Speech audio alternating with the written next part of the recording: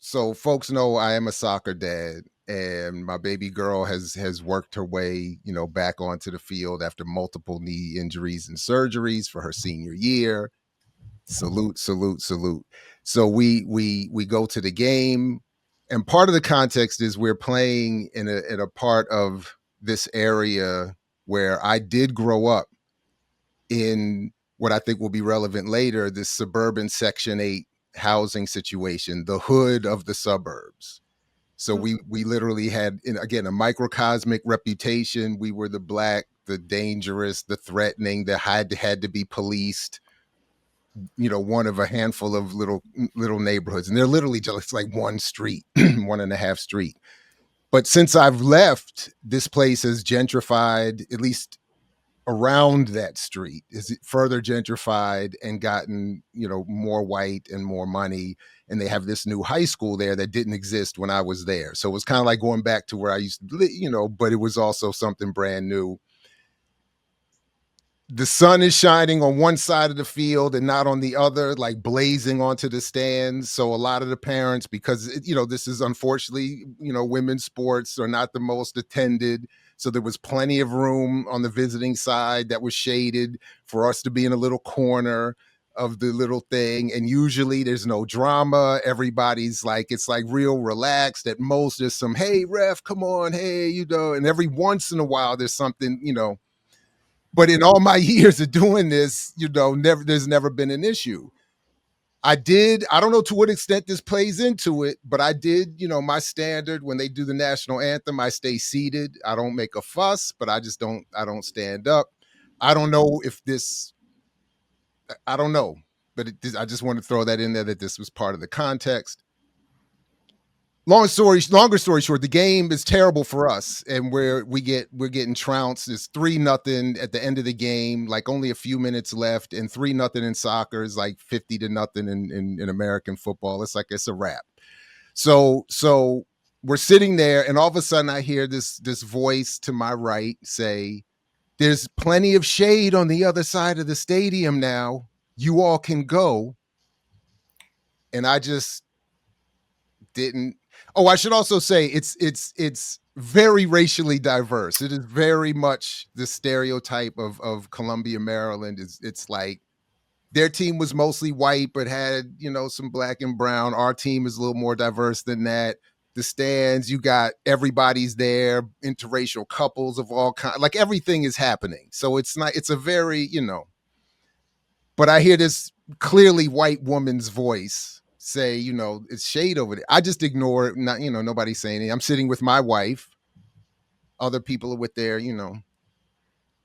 a few minutes later, out of nowhere, what seemed to me to be out of nowhere, apparently I missed some things that had been happening elsewhere, but I hear her very loudly say, "Get the fuck to the other side of the field." Oh. And I just turned and looked at her and everybody over there, and I said, "Who are you cussing at?" And then I said, "I'm definitely not leaving now." And I just, that would have been so my response. I was like, so we're still sitting there. Nobody said anything to me. Nobody responded directly to me or said anything that I was aware of. I did see this old white man in his retired Coast Guard hat come walking toward me, and I was like, okay, here we go. I was like, all right, he's gonna want to pop off, and but he just looked. We just had our little eye contact moment, and then he walked back again and did the same thing. We just, I was just, I mean, I mean, and then he, but nothing happened. And then as the game ends and we're leaving,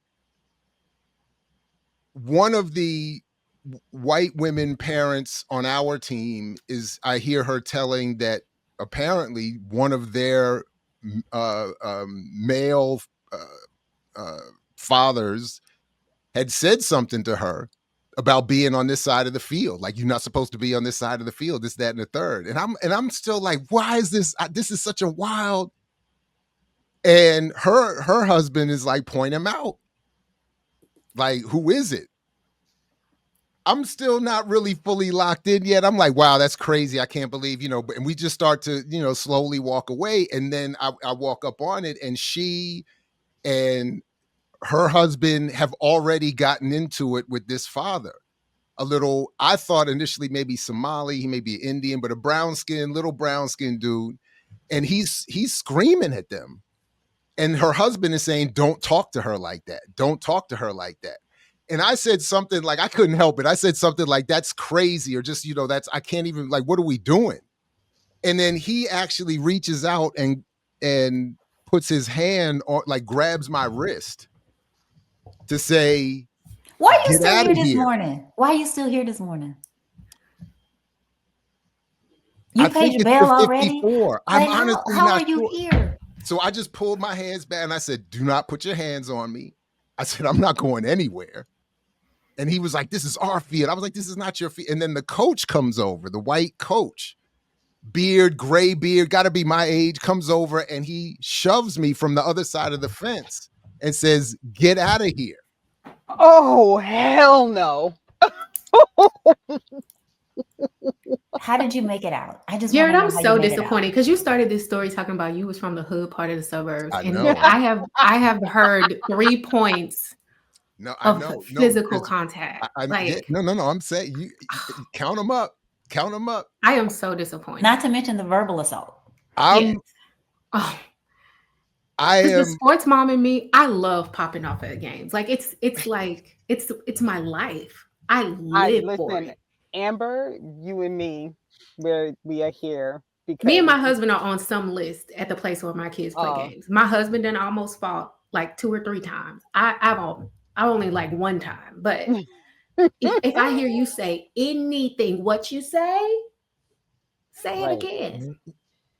Right. Oh, For the most And I part, don't even have a child on the field. My husband's the coach, but like he coaches the offense.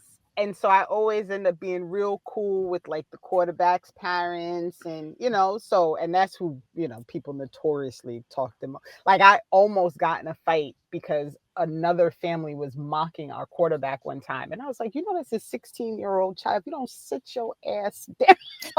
Like, but sorry, Jerry, I didn't finish. I want to know. all of these are important interventions and questions, and I think I needed a break because I'm having all of the regret for not kicking their ass. I understand. Oh no, it is. It's tremendous, Amber. It's tremendous, and it only worked itself out yesterday. It took me a full almost 48 hours. Like I was really, really struggling. But I just do my normal thing in public is a very, honestly, a tactical and practiced response, which is hands go up. Don't put your hands on me, loudly verbally expressed so that everybody understands who the aggressor is and who isn't. I'm often mistaken as the aggressor given my size, maybe sometimes my voice, whatever.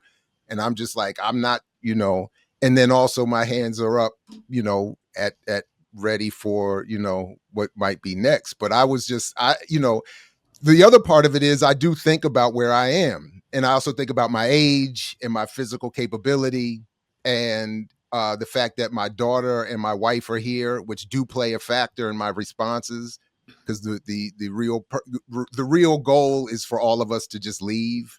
And then, so I don't know what would have happened had I been just by myself or with a different group. But it was very, very difficult. On the way out, I did see that smaller brown skinned dude, and I did let him know that I thought he was a coward. And then he just started, and I said it so he could hear it, and then he started barking and cussing at me, and I just smiled and kept on moving. But it was very difficult, and I have all kinds of sort of devices that I use to get me to get back to a rational place. But it was very difficult, and it took me until yesterday to really get to like I'm over it. Even though right now I'm having a little bit of PTSD, but it was a very definitive challenge to my growth and maturity. for sure. I'm curious about the coach part. So Oh, a I missed the coach from part. the other I missed the team. part. Jerry, Yeah, we the can't coach keep, from the we other can't take no team. more. So the coach from the other team was claiming to be, the argument was we were all in the wrong for being on the wrong side of the field and still being on what they kept saying was his field. He kept saying, get off of my field. And I said, I'm not on your field. This is not your field. And then, by the way, and then one of his players, a little white girl, comes running over and starts screaming and cussing at one of the women parents on our team. Like, get the fuck out of here, and like had to be held back by her teammates. And I said, so I was just pointing at all their parents. Like I said, this makes sense. Like, this is what you produce. I was like, this is you. And then I think a couple F-bombs thrown my way or something like that. And they were telling me to get off the field, but I had to go talk to our coach for a separate reason. So I just walked around the fence, past all of them and onto the field, like, not aggressively going to talk to our coach, but also like, I'm not leaving and I'm even more on your field now. But again, it was, I don't want anything to escalate, primarily with my wife and my daughter there. And then, beyond that, there are some other issues that I need to be aware of that might need to keep me from being involved in stuff like that. But it was very difficult. It was just very difficult. And part of my point is just as a segue, into today's discussion, is that I have often for years struggled with how to struggle out here. For me, it's been either I go to Baltimore, or I go to DC and join and support struggles there, or when I lived in DC, obviously it was easier. But having moved back out here, the nationalism is different, the racial formation and groupings are different. Obviously, the class biases and antagonisms are different. And then I'll stop here by saying what I think prevents the kind of unity out here that I've, in my experience, has been people see where we are as the end result of a success story, and they don't want to mess it up. So even if you're relegated to the relative hood for out here, the idea is I'm not at least in Baltimore anymore. I'm not in DC in the hood there. At least out here, my kids have other opportunities, this, that, and the third. And there's this attitude of what you want to struggle for. We are where we all. This is the end. This is what we all been. This has been the point. And then it's like, well, no, that's not. And then so anyway, but yeah, I'll stop there. But that was yeah. And what do you sacrifice? Calm. Kindness, kinship, love. I've given up all chance at inner peace. I made my mind a sunless space. I share my dreams with ghosts. I wake up every day to an equation I wrote 15 years ago for which there's only one conclusion. I'm damned for what I do. My anger, my ego, my unwillingness to yield, my eagerness to fight, that set me on a path from which there's no escape. I yearn to be a savior against injustice without contemplating the cost, and by the time I look down, there's no longer any ground beneath my feet. What is my sacrifice? I'm condemned to use the tools of my enemy to defeat them. I burn my decency for someone else's future. I burn my life to make a sunrise that I know I'll never see. Now, the ego that started this fight will never have a mirror or an audience or the light of gratitude. So what do I sacrifice? Everything. I mix what I like.